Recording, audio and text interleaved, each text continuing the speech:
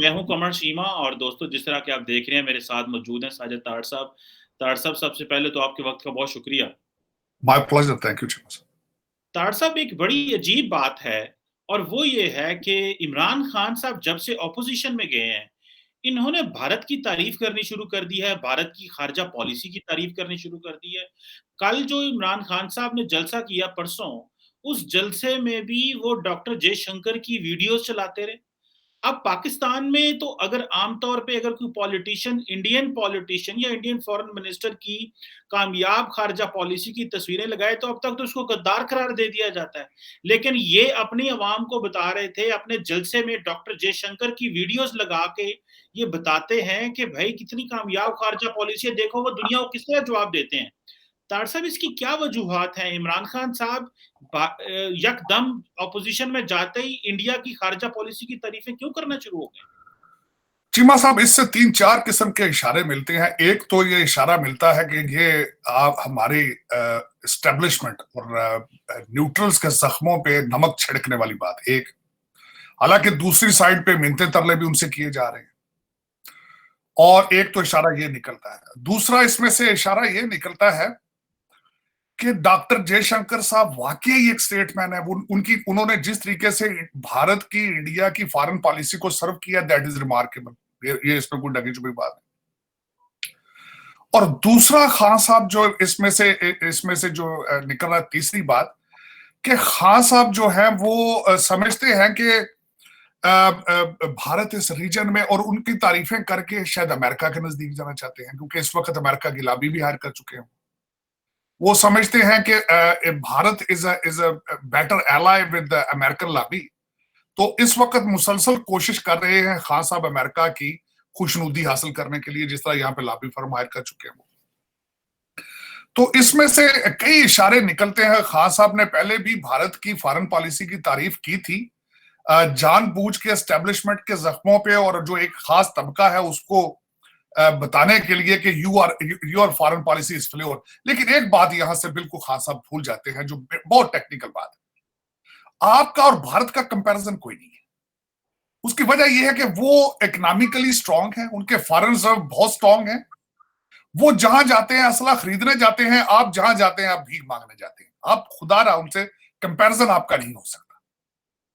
आपके अपने एडवाइजर मोईद यूसुफ और हर एक ने आपको बताया है कि जब तक पाकिस्तान मुआशी तौर पर आजाद नहीं हो सकता, आजाद foreign policy is impossible to achieve. लेकिन आप मुसलसल कौम को गलत इशारे देते हैं। एक तरफ हकीकी आजादी का इशारा देते हैं, एक तरफ कहते हैं अमेरिका की आजादी से, गुलामी से अच्छा था पाकिस्तान बनता ही ना, दूसरी तरफ अमेरिका में लॉबी फर्म हायर कर लेते हैं। तो हर चीज के अंदर आपका तजाद है। या तो खान साहब की एज इस लेवल पे पहुंच चुके हैं, ये जो बाइडन से थोड़े ही छोटे हैं, मेरा मकसद 70 साल तो इनकी भी एज। 17 या 32 कहते ना, तो पता ना 17 या 32, कोई उसको 70 साल के बंदे को कोई पता नहीं होता। आहिस्ता आहिस्ता उसकी जो है इशारे खुदा से ऊपर की तरफ जो उठने शुरू हो जाते हैं। अक्सर खान साहब कहते हैं कि कब्र में जाके फरिश्तों को जवाब क्या देना, क्योंकि 70 साल की एज में आपको फिर जन्नत दोज़ख नजर आना शुरू हो जाती। तो वो एक तो खान साहब को बिल्कुल पता नहीं चलता कि पिछली स्पीच में मैंने क्या कहा था। और उसी तनाजर के साथ इनके कल एक 100 मिनट की इन्होंने स्पीच कल दी है और उसमें एक भी नई बात नहीं है। 4 डेफिनेशंस गुलामी की कर दी और 4 डेफिनेशंस इन्होंने खौफ की कर दी, जिसकी कोई जरूरत ही नहीं थी। इररेलीवेंट। और एक भी नई बात नहीं की थी। लेकिन एक बात जरूर है कि बौखलाहट है, नर्वसनेस है और खौफ है, क्योंकि इन्होंने जिन लोगों को, जो पाकिस्तान की खुद मुख्तारी आजादी के जो लोग जामन हैं, इन्होंने उनको गिरबान से पकड़ लिया था। इन्होंने इतनी स्पीड के साथ उनको मीर जाफर कहा और खुद टीपू सुल्तान बन गए। तो ये एक बड़ा एक अजीब सा था। मैं खुद इज़्तिराब में था कि इन्होंने किस अदारे को निशाना नहीं बनाया। अब मैं एक बात जरूर, मैं खान साहब से भी, वैसे आप मुझे पूछें चीमा साहब, मैं खान साहब से भी बड़ा इंप्रेस्ड हूं। मैं चाहूंगा कि इनकी मूवमेंट पहले, जिसको मैं कहता हूं कि इमरान खान प्रोजेक्ट नंबर 1, लेकिन अगर मैं सियासी तौर पर देखूं तो इसको मैं नाम दूंगा लेजेंड्स ऑफ मैकावली। ये मैकावली के फॉलोअर हैं। इन्होंने हर उस असूल को जो मैकावली अडॉप्ट करता था उसको लागू किया इन्होंने पाकिस्तान। इनके इनके तोड़ का कोई बंदा आज तक सियासतदान पाकिस्तान में नहीं पैदा हुआ भुट्टो के बाद, ये मैं मान लूंगा बात। बल्कि कई चीजों में तो भुट्टो ने भी खत निकाला था, सुना था, जेब में से निकाल के तो लहराया था, खान साहब ने वो भी कर दिया। खान साहब ने हर चीज वो किया जो भुट्टो करता रहा, लेकिन ये कि खान साहब ये भूल गए कि भुट्टो का अंजाम देखें क्या हुआ था। खान साहब अगर हो सकता है अगर अगर ख्वाहिश करते तो खान साहब भुट्टो ने जो जेल में बैठकर अपनी आखिरी अल्फाज कुछ लिखे थे वो पढ़ लेते कभी। खान भुट्टो को उसके अवाम इसी तरह प्यार करते थे, लेकिन अबेंडन क्यों कर गए थे उसका मैंने अगले दिन एक जगह पे मैं किसी जगह बोल रहा था, कंपैरिजन दे रहा था भुट्टो साहब का, तो चू एंड लाई के साथ उनकी स्टेटमेंट थी। खान साहब खास भुट्टो साहब जो एक अमीर आदमी थे, उन्होंने एक गरीब आदमी को ख्वाब दिया रोटी कपड़े मकान का। उनका पहला इलेक्शन बड़ा अच्छा था, उन्होंने ग्रास रूट लोगों को टिकट दिए और वो जीते, बिल्कुल जो ड्राइवर थे कुछ बहुत छोटे लोग थे। फिर वो चाइना का मॉडल लेकर आए, उन्होंने अपने वर्कर्स को साइकिल तक दी। भुट्टो साहब ने मौजतों की कैप पहननी शुरू कर दी। लेकिन चू एन लाई ने जब कहा कि तुमने दूसरी दफा जब टिकट दिए हैं तो तुमने उन्हीं फ्यूडल्स को दे दिए जिनके खिलाफ तुमने मूवमेंट शुरू की थी। खान साहब भी उसी तरह की कई फंडामेंटल गलतियां करते जा रहे हैं, और देखें कि पाकिस्तान इन गलतियों का मुतहम्मल हो सकता है कि नहीं हो सकता। उसकी वजह यह है कि भुट्टो ने सोशलिस्ट और डेमोक्रेसी को इकट्ठा करने की कोशिश की थी। खान साहब ने तालिबान माइंडसेट को अब जमहूरियत के साथ इकट्ठा करने की कोशिश कर रहे हैं, जो कि बहुत खतरनाक हो सकता है, क्योंकि भुट्टो साहब जब ये सारा कुछ कर रहे थे उस वक्त Pakistan was not atomic power. आज आप एटॉमिक पावर है और आप अफगानिस्तान के साथ आप नेबर हैं, और इस वक्त आप जब हाथी दो लड़ेंगे तो उस हाथियों के दरमियान आप पता नहीं आपकी सूरत हाल क्या बनती है, क्योंकि हाथी इस वक्त बिल्कुल जो है वो तैयारियां कर रहे हैं। आप अगर देखें साउथ इंडियन सी में और ताइवान के आसपास जो क्या हो रहा है, और आपके इरादे क्या हैं, आप कहां जा रहे हैं, तो ये सारे हाथी जब लड़ेंगे तो आप कहां होंगे, आपको भी सोचना पड़ेगा ये, क्योंकि आज हालात वो नहीं है। और मैं थोड़ा सा मैं बताना चाहूंगा कि खान साहब का तजाद कहां से आ रहा है, खासकर खान साहब के जो कल इन्होंने कहा जयशंकर शंकर साहब के साथ तो चलें जो कर रहे हैं, लेकिन जो मेरे लिहाज से इन्होंने खान साहब के जो दूसरा तजाद है कि अमेरिकन लॉबी फर्म हायर करना, अपने इनके जो वुज़रा आला हैं वो मिल रहे हैं अमेरिकन एम्बेसडर को, और खुद इन्होंने जो किया है कि वो, मेरा मकसद एक जो इन्होंने फर्म हायर की है, मैंने उसके बारे में मैं बल्कि बताना चाहूंगा कि फैंथम और जो एरल लार्क, जो ये दो बंदे हैं, डेविड फैंथम और एरल लार्क, जिनकी लॉबी फर्म है, लॉबी फर्म सिर्फ 1.5 साल पुरानी 2021 में बनी, जिसको हायर किया गया। $25,000 पर मंथ उनको दिया गया है। पहले 2 महीने की मेरा ख्याल इन्होंने एडवांस $50,000 दिया है, 6 महीने का कॉन्ट्रैक्ट है। इसके बारे में जावेद चौधरी साहब बड़ा खूबसूरत आर्टिकल लिख चुके हैं कि खान साहब की माफी 3,36,00,000 रुपए की पड़ रही है। मैं अफसोस करता हूं कि खान साहब अगर अच्छे पाकिस्तानी होते, मुसलमान होते, तो ये 3.5 करोड़ बलूचिस्तान को देते और दुआएं लेते। बिल्कुल सही और मैं है। इसमें एक आखिरी बात ऐड करूंगा कि ये जो डेविड जो फैंटम है और जो मिस्टर लार्क हैं, जो लॉबी फर्म में जो दो पार्टनर हैं, इनमें ये दोनों के दोनों ज्यूइश हैं, दोनों यहूदी हैं, और एक जो है वो रिटायर्ड आर्मी का बंदा भी है, उसकी services he has served in American army. तो हो सकता है कि खान साहब को और इनके साथ, इस लॉबी फर्म के साथ खान साहब के पहले रिलेशनशिप मौजूद थे। ये जो ये फैंथम साहब पहले भी खान साहब के साथ एसोसिएटेड थे, और इनके साथ रिलेशनशिप थे, रवाबत थे इनके। अब देखें ये इसके पीछे असल हकीकत क्या है, लेकिन कौम को बताना कि अमेरिकन आजादी हकीकी आजादी, और खुद इस वक्त जो है वो अमेरिका के कदमों में पड़े हैं, माफिया मांग रहे हैं। तार साहब ये बताएं कि इमरान खान साहब एक तरफ तो यहूदी जो ज्यूज हैं जिनके खिलाफ ये बातें करते हैं सारा टाइम कि हम इसराइल को रिकॉग्नाइज नहीं करेंगे। चले इसराइल और चीज है, ज्यूज एक और चीज है, ठीक है, फर्क भी है बहुत सारा। लेकिन एक तरफ तो कहते हैं कि हम किसी के उसमें नहीं आएंगे, लेकिन इस लॉबिंग को, कंपनी को, इसको भी हायर कर लिया। दूसरा यह है कि ये बताएं तार साहब, आप वाशिंगटन में है, जितना इमरान खान साहब ने पाकिस्तान की खारजा पॉलिसी को नुकसान पहुंचाया है और जितना अपने पार्टी को और पाकिस्तान को नुकसान पहुंचाया है, आप क्या समझते हैं ये 1.5 साल पुरानी लॉबिंग फॉर्म कोई बचा सकती है?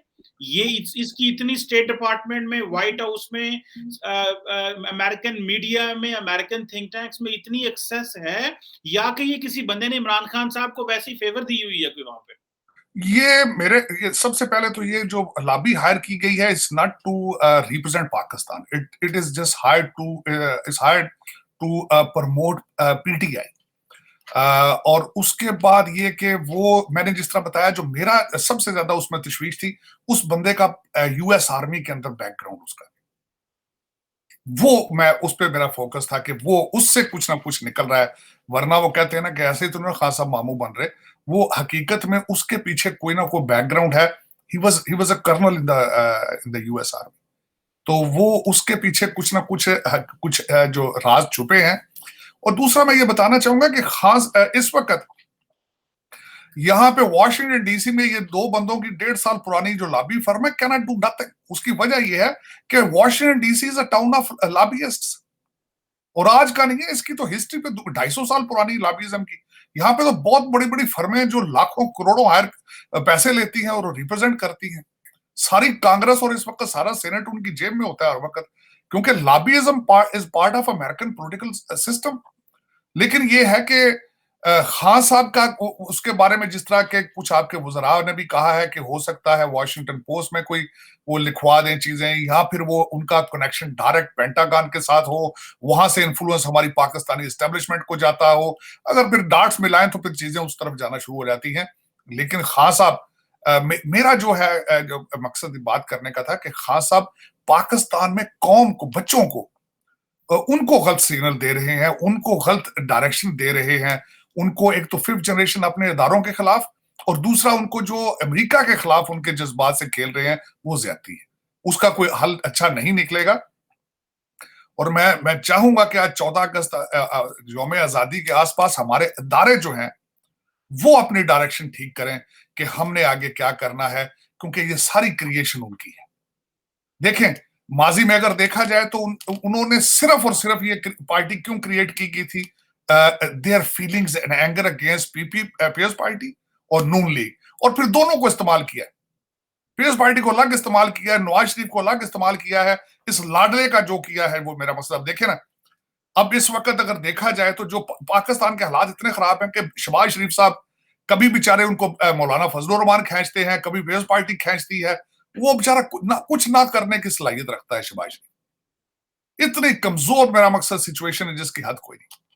इस वक्त छापे मारे जा रहे हैं पंजाब में अतात आरड़ को पकड़ने के लिए और मशहूद हुसैन, उसको मशहूद को पकड़ने के लिए। देखिए किस तरीके से ब्यूरोक्रेसी को इंतकाम का निशाना बनाया जाए। वो डिमोरलाइज हो चुके हैं। ये कितना अरसा ये चलेंगी चीजें, ये हमारे अदारों को सोचना होगा, ये डिसाइड करना पड़ेगा कि this is how not the Pakistan cannot afford this kind of situation. और जब ये इदारे कमजोर होते हैं तो मार्केट सही परफॉर्म नहीं करती। जब ये इदारे कमजोर होते हैं, लॉ एंड ऑर्डर के हालात खराब हो जाते हैं। जब लॉ एंड ऑर्डर के हालात खराब होते हैं, फॉरेन इन्वेस्टमेंटें आना बंद हो जाती। और जब इस तरह के हालात खराब होते हैं, फिर स्वात में दहशतगर्द दोबारा आना शुरू हो जाते हैं। तो ये सारी चीजों को सीरियसली सोचना पड़ेगा। दरअसल एक बात बताएं, ये अभी सुनने में आया रिसेंटली, मैंने भी ऑब्जर्व किया और लोगों ने भी ऑब्जर्व किया है कि इमरान खान ने फौज को, एस्टैब्लिशमेंट को क्रिटिसाइज करना बंद कर दिया है। इट मींस कि इनके कोई बैकडोर जो है वो राब्ते शुरू हो गए हैं, या कोई बैकडोर चीजें जो हैं वो इमरान खान साहब की चल रही हैं।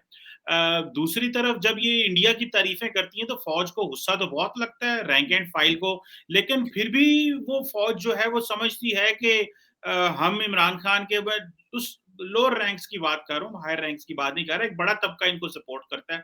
और ये भी जरा बताएं कि अभी तो चलो ठीक है, ये फौज की इन्होंने तनकीद करनी बंद कर दी है। जब फौज इन्हें कहती थी इंडिया के साथ जो है वो बात करो, तब ये करते नहीं थे। अभी ये तारीफें करते हैं। तो वंस फॉर ऑल फौज को इस चीज को, मसले को, एस्टैब्लिशमेंट को डिस्कस कर नहीं लेना चाहिए इनके साथ कि भाई आप जो है वो इतनी क्रिटिसिज्म जो कर रहे हैं। क्योंकि अभी जो बात ही इन्होंने शहीदों पे भी क्रिटिसिज्म किया, 3 स्टार जनरल जिसका हेलीकॉप्टर गिरा, इन्होंने कहा कि ये रजीम चेंज में इन्वॉल्व थे, इनके लोगों ने ये इल्जाम लगाए। तो अभी ये आप क्या समझते हैं, डर गए हैं एस्टैब्लिशमेंट से कि ये बड़ा प्रेशर आया है, इनके जो चीफ ऑफ स्टाफ भी अंदर है, या कि आप समझते हैं कि कोई बैकडोर चल रही हैं चीजें? नहीं, बैकडोर चैनल मेरे ख्याल में तो पहले भी कभी बंद हुए ही नहीं थे। उसकी वजह यह कि बात होती रहती है। और बिल्कुल आपने सही फरमाया कि चौधरी परवेज लाई की भी अगले दिन मेरे ख्याल में किसी से मीटिंग हुई है, और बड़ी सेंसिटिव मीटिंग हुई है, और उन्होंने मैसेजेस पास ऑन किए हैं हमारी स्टैब्लिशमेंट को, इमरान खान साहब को। और इस वक्त they are on a back foot. उसकी वजह यह है कि इन्होंने एक दफा नहीं, हजारों दफा रेड लाइन क्रॉस की। तो मेरे ख्याल में जो सिग्नल एस्टेब्लिशमेंट ने भेजे हैं कि अनफ इज अनफ, मेरे ख्याल में उससे सॉफ्टवेयर थोड़ी अपडेट हुई है, जिसकी वजह से ना वो इतनी गालियां गलोच हर वक्त मीर जाफर, हर वक्त मीर जाफर, वो थोड़ी सी उसमें ब्रेकें लगी हैं। लेकिन जो डैमेज हैज बीन डन, मेरे ख्याल में इस डैमेज को रिवर्स करने के लिए बड़ा टाइम लगेगा। उसकी वजह यह है कि खास साहब चुप भी कर जाएं तो जिस तरह वो पत्थर एक मारा जाता है ना पानी में, तो उसका रिपल इफेक्ट होता है। अब वो रिपल इफेक्ट है, हर बच्चे के मुंह के ऊपर इस वक्त बाजवा बाजवा गालियां दे रहे हैं हर बच्चा। उसको टाइम लगेगा। वो जो बच्चे पालते रहे हैं, पालने में टाइम लगा है, अब उनको न्यूट्रल करने में भी टाइम लगेगा। और उसके ऊपर इस वक्त हमारे इदारे को सख्त गिरफ्त नहीं कर रहे उसके ऊपर। देखें, शहबाज शरीफ, कल मैंने किसी नून लीग के एक मिनिस्टर की स्टेटमेंट सुनी थी। उन्होंने कहा कि हमारे होते थे जिस्मानी रिमांड एक एक महीने के, इनके दो दो दिन के, और उसके ऊपर भी कोई सही तरीके से नहीं हो रहा।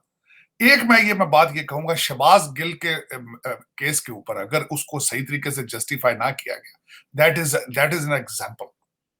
और एग्जाम्पल एक नेशनल टीवी स्टेशन पे एग्जाम्पल उन्होंने जो अल्फाज इस्तेमाल किए थे, अगर इसको प्रॉपरली हैंडल ना किया गया तो मैं समझता हूं कि इससे हमारे जो 5th जनरेशन वाले अजीज दोस्त हैं उनकी हौसला अफजाई मजीद होगी, और वो फिर गिरेबान पकड़ेंगे हमारे मुल्क के मुहावजों के।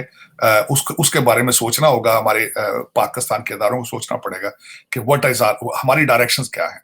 लेकिन इस वक्त खान साहब जो है वो अब पाकिस्तान पूरे का पूरा एक बंद गली में आ गया बेचारा। अब वो आगे जाए, खान साहब को इस्लामाबाद पकड़ाए तो तब भी वो कहते हैं ना, आगे खाई पीछे, क्या वो कहते हैं जी, आगे चट्टान पीछे खाई। वो अब आगे जाए तब भी कोई नहीं हालात, पीछे जाए तब भी हालात कोई नहीं। लेकिन इसका मैं कई दफा, जिस तरह चीमा साहब आपको कहा था, इसका सोल्यूशन यही था, इंटरम गवर्नमेंट बनाई जाती मेरिट बेसिस पे, और उन लोगों की एक्सपर्टीज और उनके करैक्टर देख के बनाया जाता, तो इस गंद की सफाई की जाती साल 2 साल में। वरना इस वक्त अगर इलेक्शंस हल नहीं है, इलेक्शन कराएंगे फिर यही गंद बलाई आगे आएगा, यही फॉरेन इंपोर्टेड लोग आएंगे जिनके बच्चे सारे फॉरेन नेशनल है, बाहर बैठे हैं, डॉलरों में पाउंडों में लूटते हैं। ये पाकिस्तान के अंदर जो 4-5 बिलियन डॉलर बाहर से आ रहा है, इसको भी लूट के खा जाएंगे, और करप्शन भी बढ़ जाएगी। चीजें ये हल नहीं है इस वक्त। ये जो जमहूरियत के हालात हैं इस वक्त, इस किस्म की टूटी फूटी जमहूरियत is not a solution of Pakistan. बिल्कुल सही है। तार साहब, एक और बड़ी इंपॉर्टेंट डेवलपमेंट हुई है, और वो ये है, इमरान खान ने इल्ज़ाम लगाया बेसिकली, एस्टैब्लिशमेंट भी समझ लें या जिस पे भी, वो कह रहे हैं कि खैबर पख्तूनख्वा में ये जो तालिबान दोबारा आए हैं, ये बेसिकली हमारे खिलाफ साजिश है। और वो साजिश ये है कि पहली बात तो ये है कि ये लोग जो हैं, ये मेरे एमपीएस को धमकियां दे रहे हैं, इन्होंने हमारे कुछ एमपीएस को के ऊपर हमले भी किए हैं, ये भत्ता मांग रहे हैं। तो ये समझ रहे हैं, जिस तरह अवामी नेशनल पार्टी को 2008 और 2013 में जब रूल किया, तो टीटीपी ने बहुत हमले किए और उनको लेवल प्लेइंग फील्ड ना मिली और वो इलेक्शन ना कर सके। तो अब वो कह रहे हैं कि शायद ये हमारे खिलाफ भी इसी तरह की चीज होगी कि हमें एक्सपोज कर दिया जाएगा दहशतगर्दों के आगे, कि हम उनका मुकाबला करें या हमारे लोग उनका मुकाबला करें। और तो एक तरफ तो ये भी इल्जाम लगा रहे हैं, तो आप क्या समझते हैं, ये कोई जस्टिफाइड चीज है कि, या क्या आप समझते हैं कि ये जो एस्टैब्लिशमेंट की या रियासत की जो डायलॉग हो रहा है टीटीपी के साथ, ये बेसिकली उन लोगों को वापस बुलाया जा रहा है कि वो वापस जाके अपने घरों में आबाद हो? नहीं, मैं इससे एग्री नहीं करूंगा। ये इल्जाम कोई प्रॉपर इल्जाम नहीं है। उसकी वजह ये देखें कि खान साहब तो, खैर देखा जाए तो खान साहब ने तो अगले दिन जो वो एयरवाई की बात थी उसको भी साजिश करार दिया था। उन्होंने, खान साहब ने तो अगले दिन खुल के कहा था कि ये सारा कुछ कंपेन नून लीग चला रही है मुझे आर्मी से लड़ाने के लिए। खान साहब असल में हर बात को साजिश और हर चीज को एक ऐसा कॉम्प्लिकेटेड ट्विस्ट देते हैं अपनी मर्जी के मुताबिक, और वो फिर बच्चे मान जाते हैं ना। असल में बात यह है कि वो, क्योंकि वो खास साहब सियासतदान रहे नहीं है, वो अब पीर बादशाह बन गए हैं। वो कहते हैं मैं अब मजहबी पेशरवा हूं, मुझसे दम कराया करो, मुझसे तावीज लिया करो। असल में हकीकत यह है कि वो जो लोग पहाड़ियों पे जिनकी तस्वीरें आ रही हैं, वो कोई ट्रेन फाइटर है।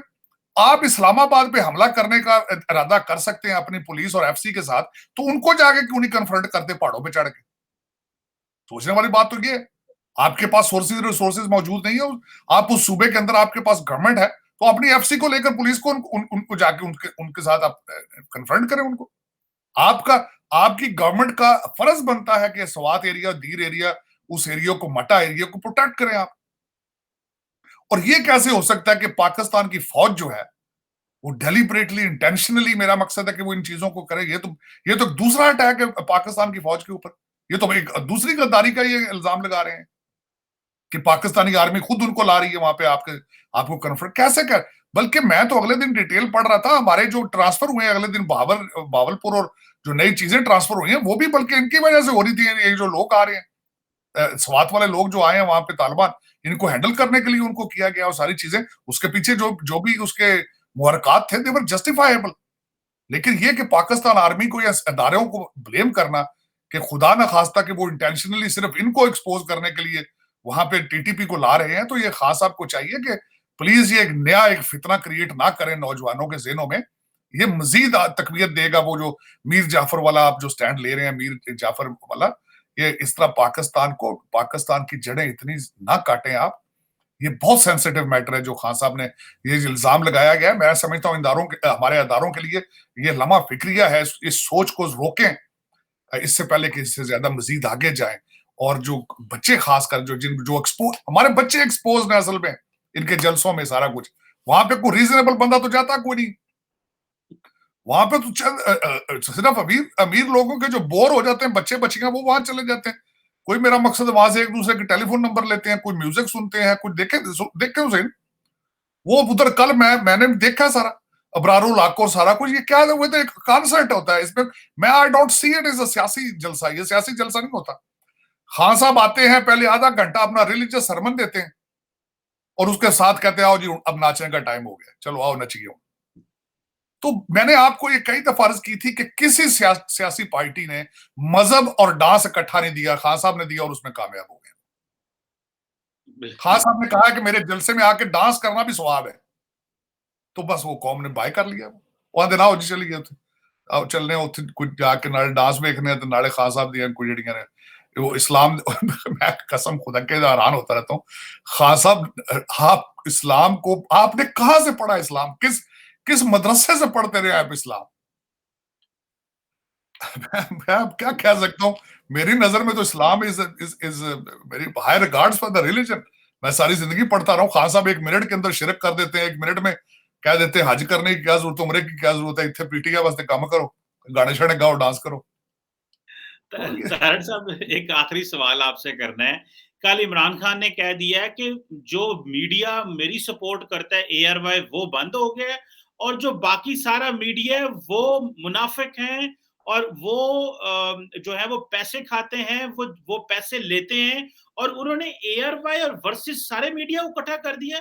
आप क्या समझते हैं कि सारे मीडिया को गद्दार कह देना, चोर कह देना, और कह देना कि ये तो पैसे लेते हैं, ये तो लिफाफा सहाफी हैं, ये सारा ARY के अलावा जो उनका फेवरेट मीडिया हाउस है उसके अलावा वो कहते हैं बाकी सारे लिफाफा सहाफी हैं, क्या ये बात जस्टिफाइड है? नहीं, मैं खैर खान साहब की स्टेटमेंट से भी डिसएग्री करूंगा मैं। और मैं दूसरा जो ARY को बंद कर दिया गया, मैं उस चीज पे भी डिसएग्री करूंगा। उसकी वजह ये है कि उनको मौका देना चाहिए था ARY को। उनको भी कहते हैं ना court by day in court, उनको भी कोर्ट के अंदर ले जाना चाहिए था और कोर्ट डिसाइड करती। और दूसरा वार्निंग देती है, पहली दफा थी उनकी इस तरह बड़ी कोई चीज करने का। हर चीज में सिस्टम में चांस दिए जाते हैं, फाइन कर दिया जाता उनको, उनको वार्निंग दी जाती, उनको हेड टाइम नोटिस दिया जाता है चीजों का। लेकिन मेरे ख्याल में दोनों तरफ से इस वक्त ज्यादती हो रही है। लेकिन खान साहब जो है, क्योंकि खान साहब एक वाहिद एक सियासतदान है, इनकी वाहिद पार्टी ऐसी है जो लाडले हैं, मेरा मतलब जिनको कहते हैं ना स्पून फीडिंग की गई है। उन्हें अंदाजा ही नहीं है, ना अल्फाज पे कंट्रोल है, ना उनका कोई इंटेंशंस पे, ना सोच पे कंट्रोल। आग उगल रहे होते हैं और नफरतें उन्होंने इस तरीके से कंट्री को डिवाइड किया कि जो कि बहुत खतरनाक ट्रेंड है। हर चीज के अंदर मजहब को ले जाना, शिरक कह देना, हर चीज को मेरा। और मैं अब इसमें क्या कहूं कि खान साहब, लेकिन ये कि मैं इसमें खान साहब को ब्लेम नहीं करूंगा, इदारों को ब्लेम करूंगा। देखें, जिन्होंने मैन्युफैक्चर की है जी, जिन्होंने इनको इतनी छुट्टी दी है, जिन्होंने इनको लाइसेंस दिया to do this, I have to blame them and they have to take the full responsibility and they have responsibility to undo this thing. यहां तक ना चला जाए कि नाकाबिले तलाफी नुकसान, और we are getting there. We are getting there. मेरा मतलब वो किसी चीज को नहीं बख्शते, कोई खौफ नहीं, कोई किसी चीज का, ना खौफ खुदा है, ना मुल्क के लिए कोई खौफ है। अजीब अजीब किस्म की वो बातें करते हैं। और उनके साथ मैं तो नौज़बिल्ला जो उनके फॉलोअर हैं, उनकी ट्वीट्स और उनका फेसबुक पे चीजें देखते हैं, मैं दुख होता है कि what has gone wrong with our next generation of Pakistan. ऐसे ही है सर, ये नेक्स्ट जनरेशन जो है, ये एक दूसरे को अगले 25 साल एक वो बाकी जनरेशन को गालियां देगी। यही वो प्रोडक्ट है जो कि हमारे अनफॉर्चुनेटली हमारी किस्मत में आई है। एनी हो, थैंक यू वेरी मच शायद तार साहब हमें ये बताने के लिए कि ये कौन सी डायरेक्शन है और ये क्यों इतनी इंडिया की तारीफें इन्होंने इमरान खान साहब ने शुरू कर दी। Thank you very much. Thank you. Pakistan जिंदाबाद।